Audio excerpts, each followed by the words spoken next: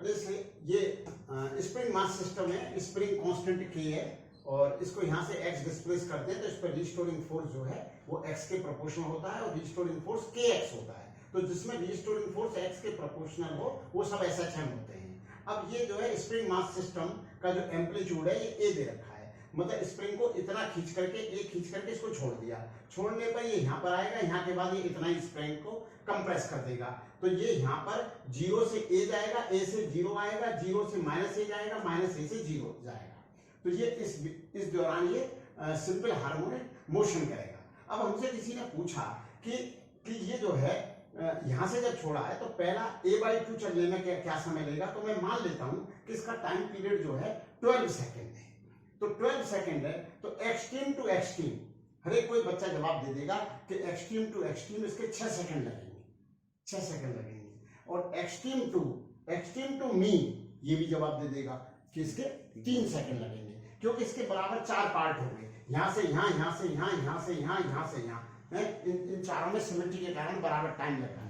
तो यहाँ से यहाँ तक का भी जवाब मिल जाएगा 3 सेकेंड। तो पहले क्या था, यहाँ से यहाँ और यहाँ से यहाँ 12 सेकेंड, यहाँ से यहाँ 6 सेकेंड, फिर 6 सेकेंड नहीं, यहाँ से यहाँ और यहाँ से यहाँ 12 सेकेंड और यहाँ से यहाँ 6 सेकेंड, जाने दो जैसे ठीक है। मान लिया जाए इसका टाइम पीरियड 12 सेकेंड है, तो 12 सेकेंड का मतलब ये है कि यहाँ से इस एक्सट्रीम से इस एक्सट्रीम और यहाँ से यहाँ तक जाने का टाइम 12 सेकेंड है।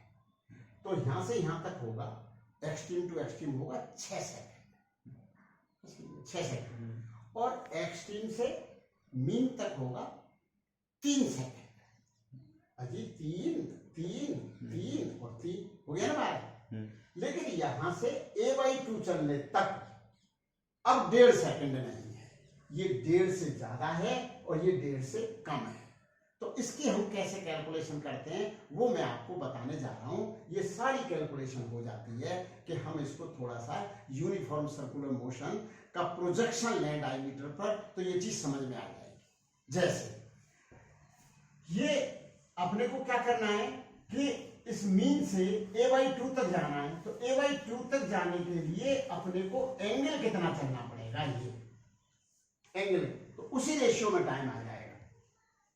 a/2 तक जाने के लिए x बराबर a sin ओमेगा t है ना, तो a/2 पुट करने पर a sin ओमेगा t, तो ओमेगा t का मान आ गया π/6 और t हो गया π/6 ओमेगा या 2π/12 ओमेगा। 2π/ओमेगा 12 सेकेंड था, तो 12/12 ये हो गया 1 सेकेंड। तो ये 1 सेकेंड कहां हुआ, मीन से a/2 तक जाने में। ये मीन से आएगा टाइम, साइन के द्वारा मीन से आता है ये टाइम है। अगर मीन तो 1 सेकेंड, और ये वाला टाइम जो है यहां से यहां तक ये फिर 2 सेकेंड लगेगा, क्योंकि यहां से यहां तक ये 3 सेकेंड था। तुझे कठिन लग रही है मैं समझाऊं फिर? हाँ। तो रोक दिए बोलिए। तो इसमें रिस्टोरिंग फोर्स जो है ना वो कितना हो गया, minus kx, where k is the spring constant, a बराबर -k/m into x, तो बराबर -ω²x। तो इसका टाइम पीरियड क्या आता है, time period omega angular frequency है, तो टाइम पीरियड हो गया होता है 2π/ω। तो कितना आ जाता है टाइम पीरियड इसका, 2π√ω² है k/m, तो ओमेगा क्या है, √k/m, तो क्या हो गया m/k, ये टाइम पीरियड। अब अपन बताएंगे, बहुत सारे टाइम पीरियड बता देता हूँ जो बच्चों को कुछ समझ में आए। तो इस स्प्रिंग मास सिस्टम का टाइम पीरियड ये होता है। तो यहाँ पर टाइम पीरियड तुम्हें क्या देगा, तो टाइम पीरियड जो है वो directly proportional to the √m and inversely proportional to the √k। तो कहने का मतलब ये है कि इसको ऐसे समझ सकते हैं कि जितना ज्यादा मास है तो वो उसमें टाइम ज्यादा लगेगा टू कंप्लीट वन ऑसिलेशंस, क्योंकि इनर्शिया ज्यादा है। तो इसलिए यूं समझिए कि टाइम पीरियड मास के रूट के प्रोपोर्शनल है, और जो स्प्रिंग कांस्टेंट के है तो के जितना ज्यादा होगा उतना ही रिस्टोरिंग फोर्स ज्यादा होगा, रिस्टोरिंग फोर्स जितना ज्यादा होगा उतना ही वो जल्दी कम टाइम में ऑसिलेशन करा देगा। तो इसको ऐसे याद किया जा सकता है कि जैसे कि टाइम पीरियड स्प्रिंग कांस्टेंट के रूट के इनवर्सली प्रोपोर्शनल और टाइम पीरियड मास के रूट के डायरेक्टली प्रोपोर्शनल।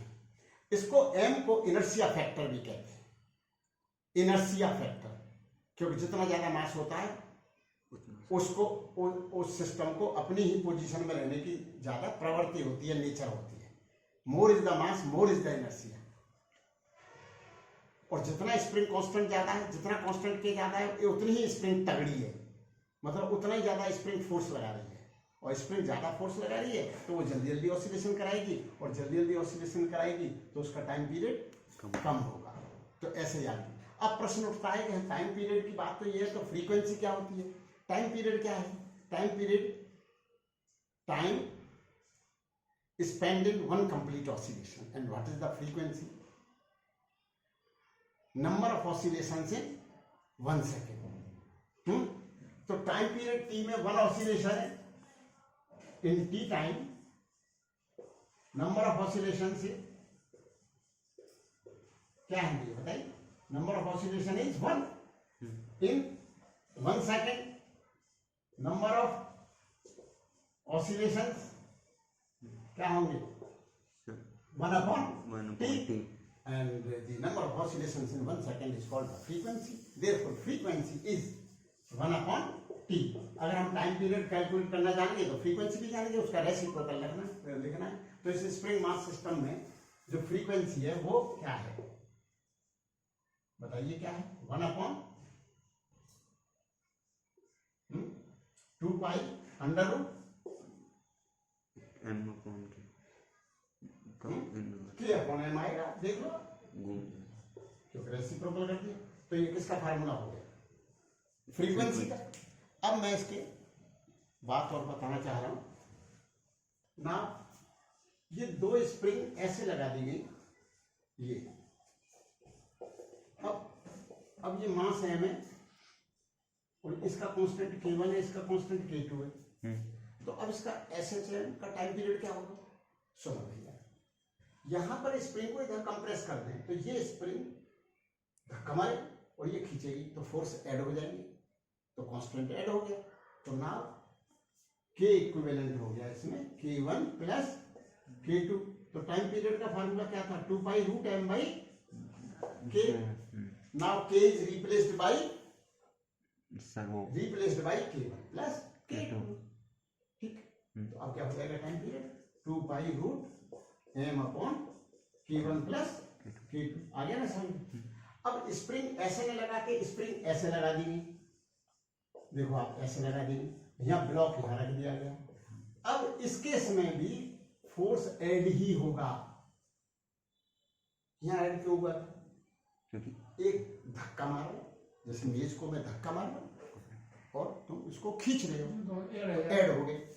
अब यहाँ पर क्या है कि इधर करा तो दोनों खींच रहे और कंप्रेस करा तो दोनों धक्का मार रहे। तो in this case also K equivalent is K1 plus K2। फिर वही कहानी, टाइम पीरियड बराबर कितना होता है? 2 pi root M by K। Now K1 plus K2 सब प्रैक्टिस केस में होगा। सब्ट्रैक्ट नहीं होता है, सब्ट्रैक्ट नहीं होता। वो मैं बताऊंगा क्या होता है सब्ट्रैक्ट करके। एंगल पे होने पर कुछ हो जाएगा, कंपोनेंट आएंगे एंगल। ठीक है। अब एक सुनो, ये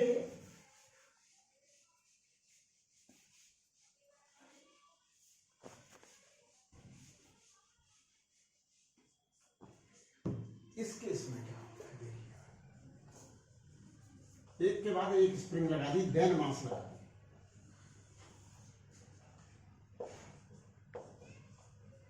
देन मास लगा दिया। ऐसा करने पर अब इसको SHM कराया जाए तो इस केस में जो K इक्विवेलेंट है वो ऐसे निकाला जाता है, 1/K इक्विवेलेंट बराबर 1/, K1 plus 1 upon K2.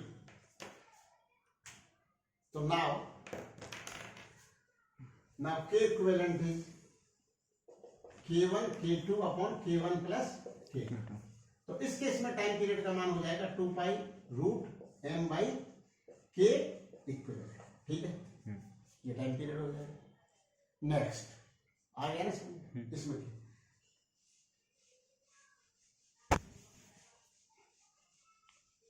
Next है कि स्प्रिंग मास सिस्टम में यहां पर स्प्रिंग और इसका कांस्टेंट K है, तो इसमें टाइम पीरियड का फार्मूला क्या आएगा? तो इस केस में और इस केस में बस एक बेसिक फर्क है, क्या कि इसमें extended position is the main position, extended position, और यहां पर natural length is the main position. तो यहां पर रिस्टोरिंग फोर्स तब जीरो होगा जब ये स्प्रिंग ना कंप्रेस्ड होगी ना एक्सटेंडेड होगी। इस केस में इस पर नेट फोर्स जीरो तब होगा जब ये कितनी खिंची हुई होगी, mg बराबर kx नॉट। तो माना नेचुरल लेंथ यहां थी है, नेचुरल लेंथ, और उससे नेचुरल लेंथ से x नॉट, तो क्या था kx नॉट बराबर mg। Now this is the mean position.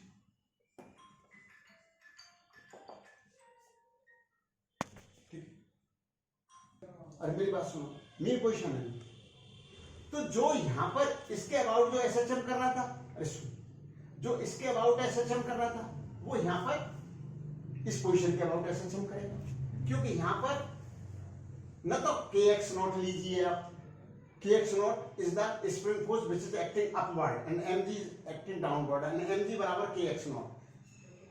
तो दोनों को छोड़ दीजिए। बोला क्यों छोड़ दें? भाई दोनों इक्वल एंड अपोजिट है, तो दोनों ही मतलब ना। अब यहां से यदि आगे x जाता है तो इस पर रिस्टोरिंग फोर्स यहां से जो आगे जो x जाएगा तो रिस्टोरिंग फोर्स kx होगा। तो इस केस में भी टाइम पीरियड कोई ग्रेविटी पे डिपेंड नहीं करेगा। क्यों ग्रेविटी पे क्यों नहीं करेगा? इसके पीछे भी मैं कारण बता रहा हूं। क्यों ग्रेविटी कभी भी वर्टिकल डायरेक्शन में रिस्टोरिंग फोर्स नहीं दे सकती, क्योंकि ग्रेविटी वन डायमेंशन मतलब इधर ही है वर्टिकली डाउनवर्ड, तो वो अपना जो है डायरेक्शन थोड़ी चेंज करेगी। तो बोला साहब सिंपल पेंडुलम में क्या होता है? सिंपल पेंडुलम में उसको वर्टिकल प्लेन में कराते हैं अबाउट एन हॉरिजॉन्टल एक्सिस। तो जब वो मीन पोजीशन से उसे राइट साइड में ले जाते हैं तो ग्रेविटी का एक कंपोनेंट आ जाता है टुवर्ड्स मीन पोजीशन, और वही उसका रिस्टोरिंग फोर्स होता है जो कि मीन पोजीशन की तरफ। अगर कोई वर्टिकल डायरेक्शन में एसएचएम कर रहा है तो ग्रेविटी वर्टिकल डायरेक्शन में एसएचएम नहीं करा सकती, क्योंकि वो यूनि डायरेक्शनल फोर्स है। उस डायरेक्शन में वो जो है कभी वो अपना डायरेक्शन बदलने वाली तो है ही, तो ग्रेविटी तो कभी नहीं बदले। तो उसके सिंपल पेंडुलम में कंपोनेंट के कारण हो जाता है, क्योंकि mg sin theta x towards mean position, और थीटा जब छोटा होता है तो साइन थीटा को थीटा से रिप्लेस कर देते हैं, और थीटा से जब रिप्लेस कर देते हैं तो x अपॉन एल लिख देते हैं। तो जब x अपॉन एल लिख देते हैं तो रिस्टोरिंग फोर्स x के प्रोपोर्शनल आ जाता है। तो जिन जिन केसेस में रिस्टोरिंग फोर्स x के प्रोपोर्शनल आ जाएगा उनमें ही time period 2 pi under root मतलब जो है inertia factor upon spring factor के बराबर होगा। और उस केस में 2 pi root l upon g आता है, क्योंकि वहां पर omega square g by l होता है, omega square g by l होता है, इसलिए जी बाई एल का रूट लेकर के 2 पाई में भाग दे देते हैं तो टाइम पीरियड आ जाया करते हैं। तो आज हम इतना ही पढ़ाएंगे।